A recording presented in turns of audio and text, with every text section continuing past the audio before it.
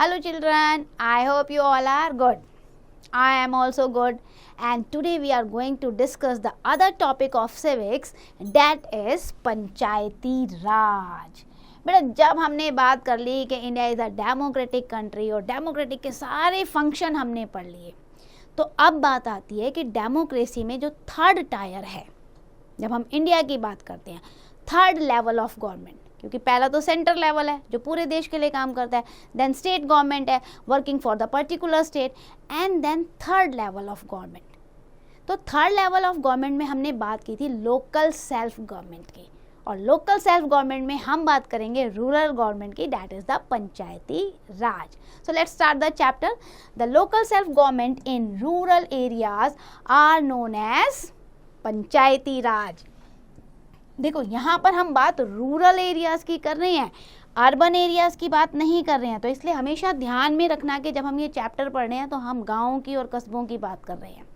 तो यहाँ पर रूरल एरिया में जो लोकल लेवल की गवर्नमेंट होती है उसे पंचायती राज कहा जाता है. And now this system has help to develop the rural areas. It has also empowered women by seeking their participation in the government. बड़ा अच्छा हो गया ना जब ये लोकल सेल्फ गवर्नमेंट बन गई, तो इसमें लेडीज़ का पार्टिसिपेशन भी बढ़ गया और लोकल लेवल पे डेवलपमेंट भी तेज़ी से होने लग गया. It looks after the needs of rural people at the village और ब्लॉक लेवल और डिस्ट्रिक्ट लेवल. ओवरऑल गाँव की जितनी भी समस्याएं हैं उस लोकल लेवल पे सुलझा दी जाती हैं. अदरवाइज़ क्या होता था बेटा, पहले जब ये लोकल सेल्फ गवर्नमेंट नहीं होती थी तो बड़ी प्रॉब्लम थी. आप खुद सोचो, आपके घर में कोई प्रॉब्लम होगी, लेट्स से मेरे खेत में आपकी गाय आ गई. Hello Modi sir, can you hear me, the prime minister. देखो जी, शाम की गाय मेरे खेत में आ गई है, कृपया आप इसे हटाइए. Quite not possible. Quite not possible that you will call the chief minister or the prime minister for your local problem. That's why we need to understand the local problem, to solve them, and there only we need the local self government. और इसीलिए हमने बनाई ग्राम पंचायत और पंचायती राज. The word panchayat has been derived from where? Madam ये panchayat word आया ही कहाँ से? बेटा ये वर्ड आया पंच से.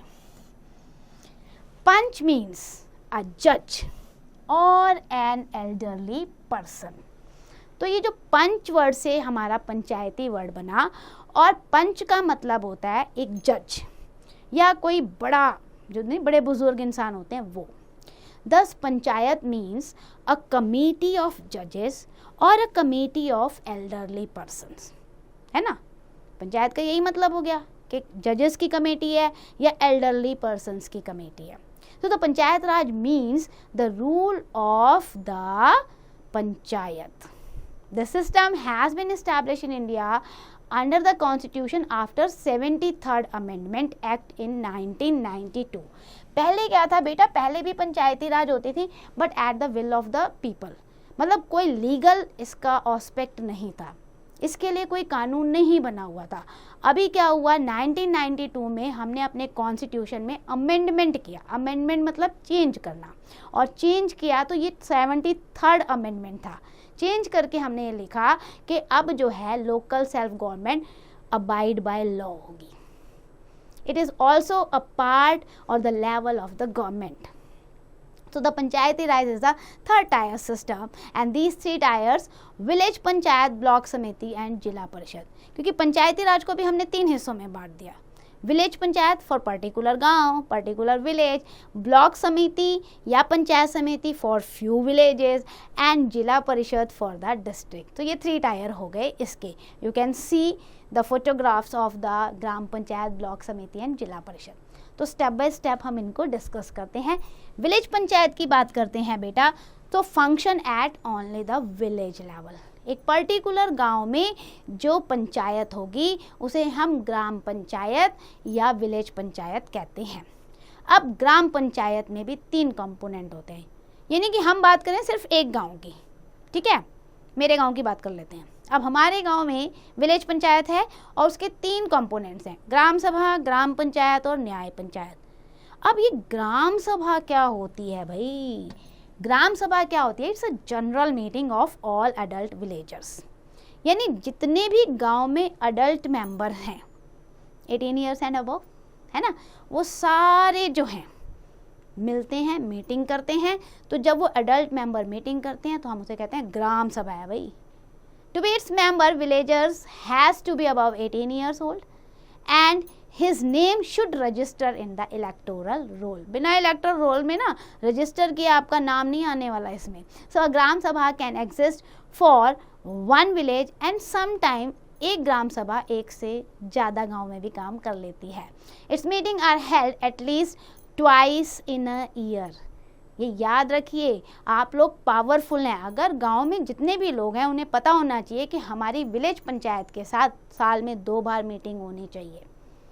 And it's size varies with the size of village. हम ये नहीं कह सकते कि ग्राम सभा में इतने ही पंच होंगे या इतने मेंबर होंगे या वहाँ विलेज पंचायत में इतने पंच होंगे, क्योंकि विलेज का जो साइज़ है और उसकी जो पॉपुलेशन है उस पर डिपेंड करता है। It elects its representative for the gram panchayat. Thus the gram sabha ensure participation of a villager in the government. क्योंकि ये ग्राम सभा के लोग ही होते हैं ना, ग्राम सभा ही तो है जो इलेक्ट कर रही है ग्राम पंचायत को या विलेज पंचायत को। फंक्शन क्या है ग्राम सभा का? A gram sabha function at the grass root level, बिल्कुल बेस से काम करती है ये। It keeps a watch over the work done by the gram panchayat. Gram sabha क्योंकि ये क्या है, सारे वो मेंबर्स जो अडल्ट हैं 18 ईयर्स अबव हो चुके हैं, उनका काम क्या होता है, ग्राम पंचायत पे नज़र रखो। जो ये हमारे पंच हैं, सरपंच हैं, ये प्रॉपर काम कर रहे हैं या नहीं कर रहे हैं।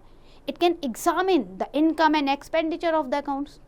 भाई गांव में कितना पैसा आया, सरपंच साहब को कितना फंड मिला है, वो फंड जो है वो कहाँ खर्च कर रहे हैं, या जो फंड है उसका सोर्स ऑफ इनकम क्या है, कहाँ से आप टैक्स लोगे, कहाँ से इनकम लोगे गांव के डेवलपमेंट के लिए।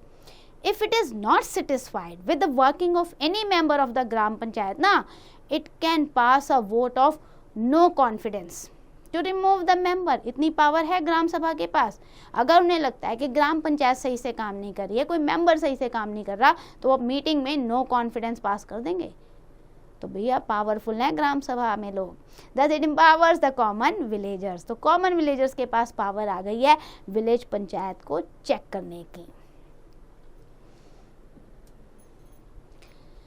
Now ग्राम सभा plays a very vital role in making the gram panchayat function well and preventing it to do the wrong dates। क्योंकि बेटा देखो, जो ग्राम पंचायत है, सरपंच हैं, पंच हैं, उन्हें पता है जी ग्राम सभा के मेंबर्स तो हमें क्रॉस चेक कर रहे हैं, एग्जामिन कर रहे हैं। तो अगर हमने गलत काम किया तो क्या होगा, हमारे अगेंस्ट नो कॉन्फिडेंस ले आएंगे। तो हमेशा वो चेक करते हैं जी मनी को मिसयूज तो नहीं किया जा रहा। It insures that the gram panch function responsibly. जो हमारे सरपंच हैं, ग्राम पंचायत है, वो गाँव के लिए प्रॉपर तरीके से काम कर रही है। सो ग्राम सभा ओवरऑल पावरफुल है। अब बात करते हैं हम ग्राम पंचायत की। अ gram Sabha can be a large और small, so the number of member it elects for its gram panchayat can very. ये मैंने आपको पहले भी बताया था, बट आपको ये पता होना चाहिए कि अगर एक गांव बहुत छोटा है तो मैक्सिमम वहाँ पे कहते हैं ना 7 जो है पंच चूज़ किए जाएंगे। लेकिन अगर कोई गांव बहुत बड़ा है, उसकी पॉपुलेशन भी बड़ी है, तो it can be raise to 31 punches can be elected in the gram panchayat. So depend on the size and population of the village. The village is divided into the wards and from each ward a member of gram panchayat is elected, है ना। मान लो ये गांव है आपका, ठीक है, ये गांव का मैंने नक्शा बना दिया, ऐसे है। अब क्या होगा, मैंने इसको डिवाइड कर दिया कॉन्स्टिट्यूएंसी यूनिट में, जिसे हम कह रहे हैं वार्ड है। Ward number 1, ward number 2, ward number 3, ward number 4, इस तरीके से डिवीजन कर दिया। डिवीजन कॉन्स्टिट्यूएंट यूनिट का, तो ये वार्ड है।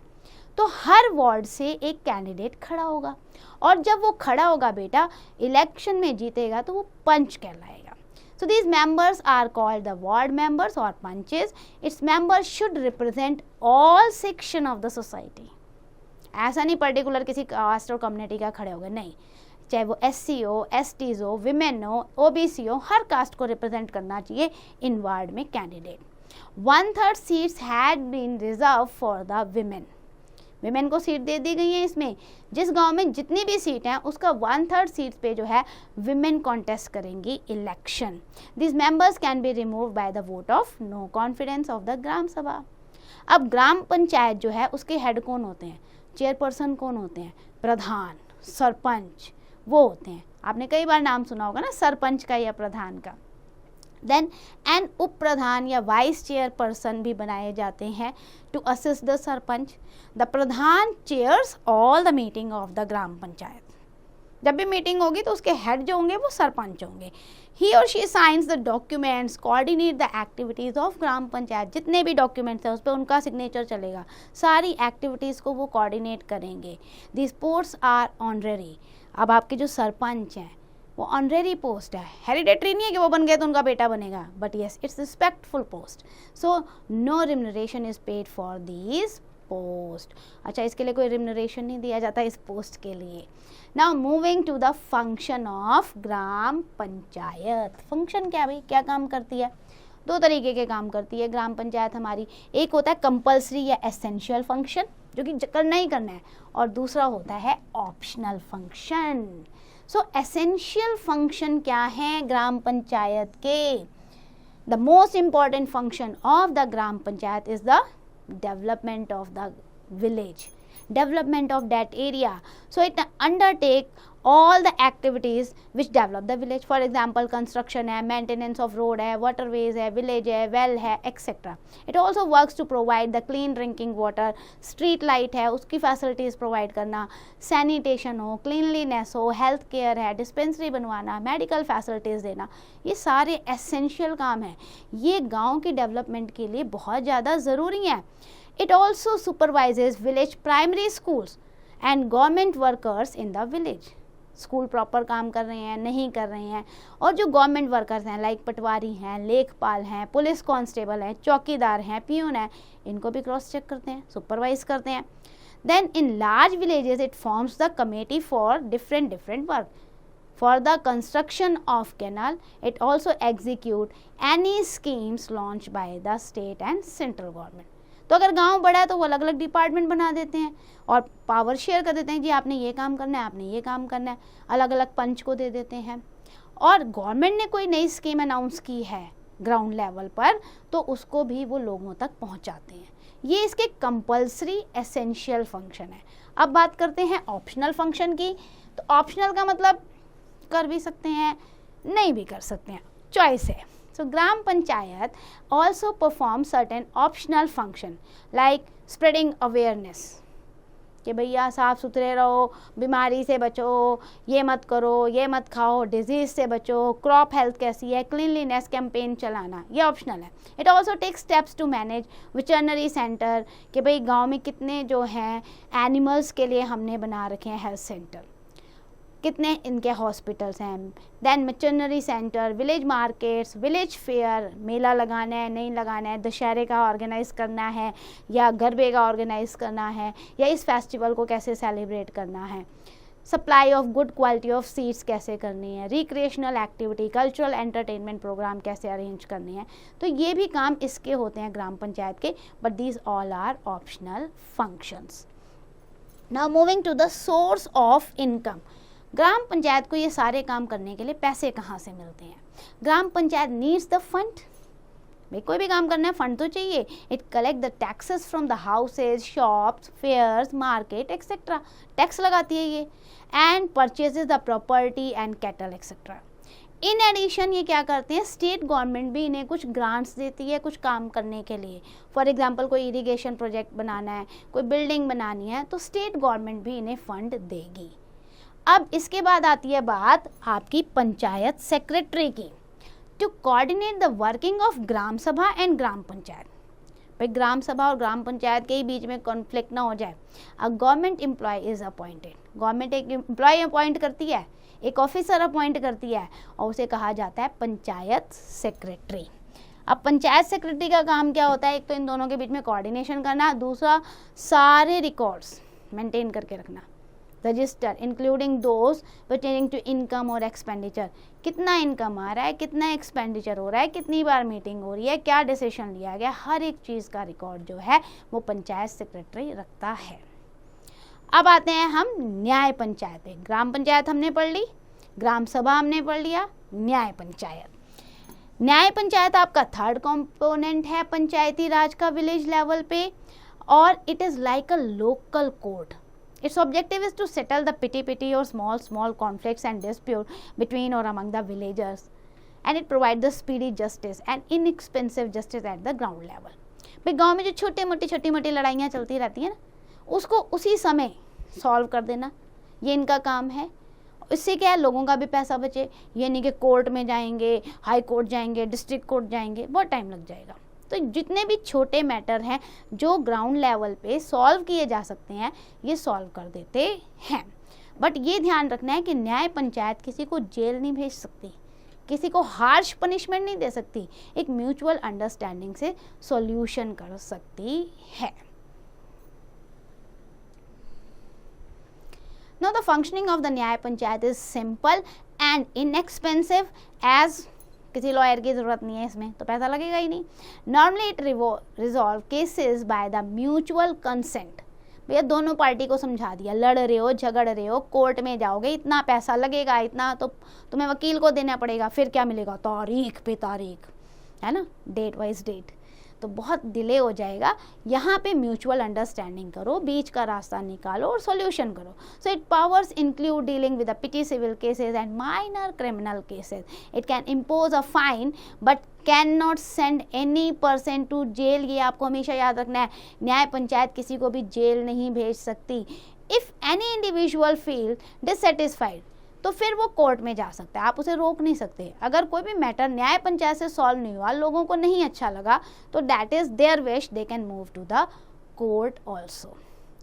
अब ग्राम पंचायत के बाद आते हैं हम ब्लॉक समिति पर. A gram panchayat function at a very small level, एक गांव या 2-4 गांवों के बीच में, but there can be the some project which are very very important at the larger area. अब देखो बेटा, हर गांव में हम सारे स्कूल, हॉस्पिटल, सब कुछ नहीं कर सकते, फिर तो एग्रीकल्चर लैंड ही ख़त्म हो जाएगा. गांव छोटे छोटे भी होते हैं, तो क्या होता है कि बड़े बड़े प्रोजेक्ट बनाने के लिए हम बहुत सारे गाँव को मिक्स करके कर देते हैं कि भाई यहाँ पे डैम बन जाएगा, आपके यहाँ हॉस्पिटल बन जाएगा, आपके यहाँ ये बन जाएगा, क्योंकि थोड़ी थोड़ी दूरी पर वो गाँव है. तो इसलिए जब बड़े प्रोजेक्ट लॉन्च होते हैं तो हम कंबाइन कर देते हैं बहुत सारे गाँव को इकट्ठे, तो क्या बन जाता है, ब्लॉक. और जब उस ब्लॉक की जो समिति बनती है उसे कहते हैं ब्लॉक समिति या panchayat samiti. Block is a group of nearby villages. To meet these need a block samiti is formed in which the few villages is close vicinity are included. मतलब कि आप अपनी, ऐसा नहीं है कि पकड़ के आपको उसमें डाल दिया, गांव तो अपनी जगह पे ही रहेगा, लेकिन जब 5-7 गांव या 10-12 गांव को मिलाकर बड़े बड़े प्रोजेक्ट लॉन्च कर दिए जाएं एक साथ उन सब के लिए, तो वहाँ पे जो वो लेवल होता है वो ब्लॉक लेवल होता है, उसे कहते हैं ब्लॉक समिति या panchayat samiti. Block is a group of few neighbouring villages.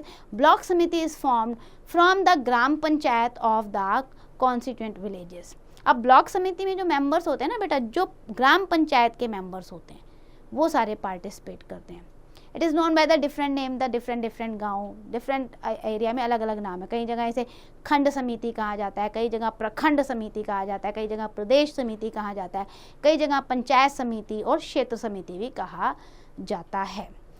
अब इसको कैसे कॉन्स्टिट्यूट किया जाता है, कंपोजिशन देखते हैं. Member of block samitis are elected by the member of gram panchayat. देखो, ये मेरे गांव की ग्राम पंचायत है, ये तुम्हारे गांव की ग्राम पंचायत है, ये किसी और के ग्राम पंचायत है. अब ये जो सारे ग्राम पंचायत के मेंबर्स हैं ना, ये मिलकर अपने में से चूज करते हैं मेंबर ऑफ ब्लॉक समिति.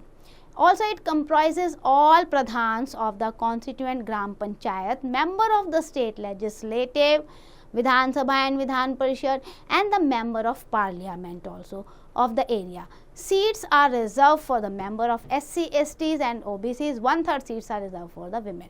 यानी कि आप अगर कंपोजिशन देख रहे हो तो हर गांव के ग्राम पंचायत में से सिलेक्शन होता है, फिर आपके लोकसभा राज्यसभा के जो MPs हैं उनका भी सिलेक्शन इसमें होता है, फिर आपके MLAs भी इसमें होते हैं, और यहाँ जितने भी मेंबर हैं they belong to the different caste, और 1/3 सीट्स विमेन के लिए होती है.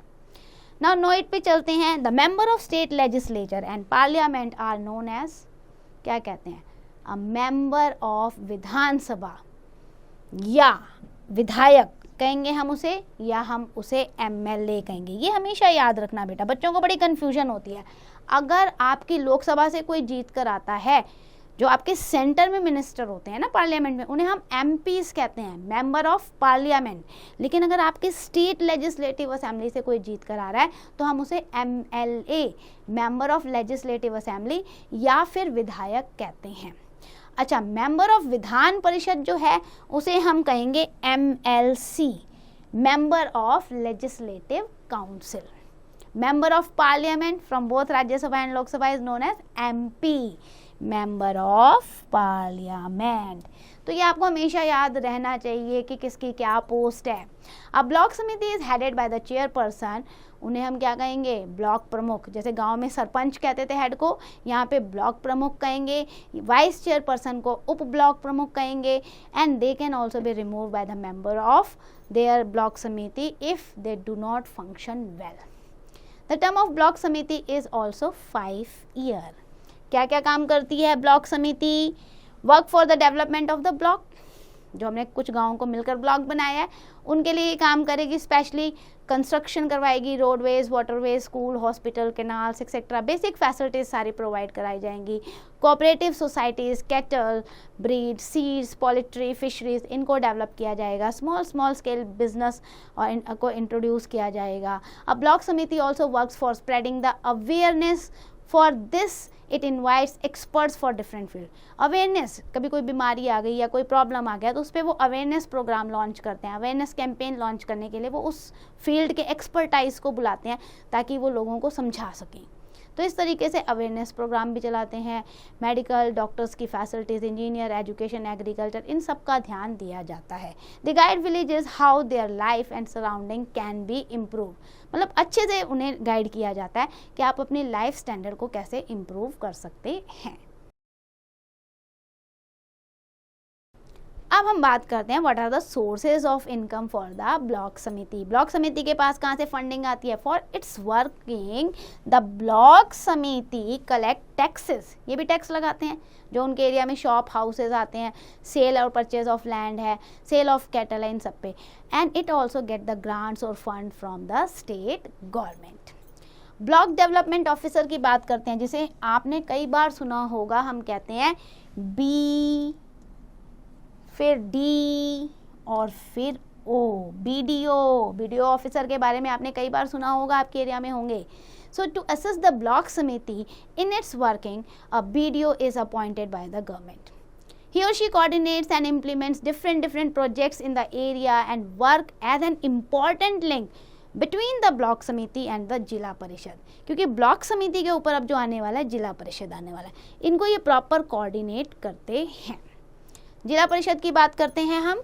सो block samiti in a district function under the zila parishad. देखो अब ये तीसरा लेवल आ गया, सबसे पहले ग्राम पंचायत, फिर ब्लॉक समिति और अब zila parishad. It is the apex body of panchayati raj. देखो ऐसे ट्रायंगल बनाओ, पंचायती राज अगर हम देखें तो सबसे ऊपर हमारा जिला परिषद, फिर हमारी ब्लॉक समिति और फिर हमारा विलेज पंचायत। तो इसलिए हम कहते हैं एपेक्स बॉडी है ये पंचायती राज सिस्टम की। अब it distributes the money to all gram panchayat with the help of concern block samiti. Block samiti से वो डिस्कशन करके फिर ग्राम पंचायत में उनके फंड को डिस्ट्रीब्यूट करती है जिला परिषद। ऑल ब्लॉक प्रमुख आर द मेंबर ऑफ जिला परिषद। जितने भी ब्लॉक प्रमुख होंगे वो जिला परिषद के मेंबर होंगे।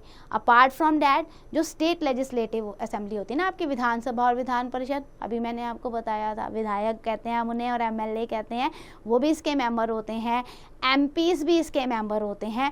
और सेम एज यहाँ पे भी जो मेंबर हैं, they are representing the different caste and community. और यहाँ पे भी 1/3 सीट्स रिजर्व हैं विमेन के लिए। So all member elect a chairperson and the vice chairperson among them. भाई जिला परिषद में भी तो कोई चेयरपर्सन होना चाहिए, तो अपने में से इलेक्ट करते हैं वो। If they do not function satisfactory, तो क्या होगा? उनको भी नो कॉन्फिडेंस मोशन से रिमूव किया जा सकता है।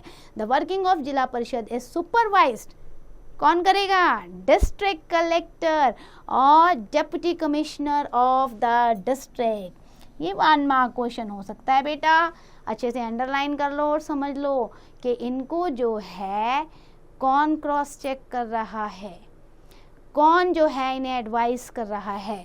दैट इज डिस्ट्रिक्ट कलेक्टर और डिप्टी कमिश्नर। अब हम बात करते हैं, अ Zila Parishad is an important link between the gram panchayat, block समिति with the state government. It is an important agency to implement different project. 5 साल का ये प्लान आता है, 5 ईयर प्लान आता है, तो इसकी जिम्मेदारी है कि वो प्रोजेक्ट 5 ईयर में कंप्लीट होने चाहिए, जिस भी रिलेटेड डिस्ट्रिक्ट हैं वहाँ पूरे होने चाहिए। और ये मॉनिटर करता है कि एग्रीकल्चर प्रोडक्शन प्रॉपर हो रही है या नहीं हो रही है, क्या फैसिलिटीज हमें देनी है या क्या प्रॉब्लम जो है एग्रीकल्चर में आ रही है। वेरियस डेवलपमेंट प्रोजेक्ट जो है वो लाते हैं, डिफरेंट स्कीम को इंट्रोड्यूस करते हैं। It coordinates in project in which several block samitis participate करती हैं। So it also advises the state government on matter pertaining the development in the district. Overall जिला परिषद स्टेट गवर्नमेंट के डायरेक्ट कांटेक्ट में रहता है और इन सभी को, ब्लॉक समिति को और आपकी ग्राम पंचायत को सुपरवाइज करता है। सो अब बात करते हैं हम बेटा, जिला परिषद का सोर्स ऑफ इनकम क्या है? The main income of the zila परिषद comes from the grant from state government. भाई इनको सबसे ज़्यादा फंडिंग जो मिलेगी वो स्टेट गवर्नमेंट से मिलेगी। अपार्ट फ्रॉम डैट ये भी टैक्स लगा सकते हैं शॉप्स पे, फेयर्स पे, हाउसेज पे एक्सेट्रा। लास्ट टॉपिक आपका जो है बेटा पंचायती राज एंड विमेन, क्योंकि ये जो पंचायती राज इंट्रोड्यूस किया गया था लोकल गवर्नमेंट को, डेमोक्रेसी को स्ट्रेंथन करने के लिए, और मोर ओवर हमने इसमें 1/3 सीट्स जो है विमेन के लिए रिजर्व की ताकि विमेन भी स्ट्रेंथन हो सकें और विमेन का पार्टिसिपेशन पॉलिटिक्स में बढ़ता जाए। तो ये एक ऐसा टूल है which empower the women in India ever since it come into the effect in 1992, क्योंकि लीगली तो 1992 में आया था पंचायती राज, और उसके बाद जो है विमेन के लिए काम होना शुरू हुआ जब 1/3 सीट्स का रिजर्वेशन इन्हें दे दिया गया। 1/3 of all seat under the reserve for the women. So in the beginning women participated only for name सेक। शुरू में तो ऐसा लगता था अच्छा ये भी काम करना है, नाम के लिए वो पार्टिसिपेट करती थी, फिर काम जो है जेंट्स लोग ही करते थे। लेकिन gradually with the passage of time they understand their responsibility. They understand that yes, now they are also open for the political arena. So now women also participating in the development of the country, in the development of the people. It has brought about a major change in the situation of women, especially in rural area. Now they become the self-reliant. So this is the good work that Panchayati Raj has been introduced and the women has empowered. Now let's discuss the most important topics of the chapter. The local self-government in rural areas is known as Panchayati Raj. After that we have discussed Panchayati Raj operate 3 level, village, block and district. And 3 tiers हैं Panchayati Raj के, village panchayat, block samiti and the top is Jila Parishad. After that a village panchayat constituted from the members of gram sabha और time period कितना है 5 year. Then we have discuss the function of village panchayat can be divided, essential function जो करने ही करने हैं और optional कर भी सकते हो और नहीं भी। देन न्याय पंचायत जो है छोटे छोटे रिजॉल्व करती है कॉन्फ्लिक्ट को, ब्लॉक समिति जो है वो ब्लॉक लेवल पे डेवलप करती है, एंड बेटा uh Zila Parishad is the apex body of the Panchayati Raj at district level. And then we have discuss the 2 chief source of income for Panchayati Raj was the grant from state governments and they can live with the tax. Panchayati Raj system had led the enumeration and empowerment of the women. So that's end for the chapter. I hope you understand. Now it's your turn. Do the exercise carefully.